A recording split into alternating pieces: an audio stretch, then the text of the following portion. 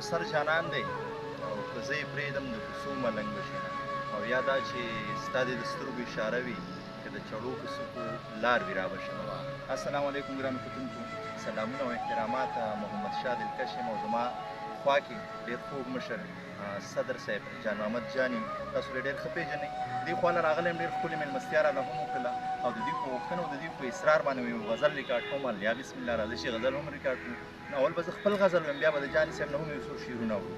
نو صدر صاحب غزل دی چې ارشاد جي مړه سرکاره مطمئن نه یم، ستا د کرداره مطمئن نه یم. ډېر وایي چې مړه سرکاره مطمئن نه یم، ستا د کرداره مطمئن نه یم او ځان ته شهید ما ته جان بحق لیکي زه د اخباره مطمئن نه یم. ځان ته شهید ما ته جان بحق لیکي او زه د اخباره مطمئن نه یم او په ځان یېرېږم څوک مې ونه وژني د څوکیداره مطمئن نه یم. په ځان یېرېږم څوک مې ونه وژني د څوکیداره مطمئن نه یم او د پښتنو د رواجونو نه هم پروردګاره مطمئن نه یم. مننه. د پښتنو د رواجونو نه هم پروردګاره مطمئن نه یم او صدر صاحب درلوالۍ به مې راوړې وي خو لورې د کاره مطمئن نه یم. واه دا بیا ووایه یار. مننه.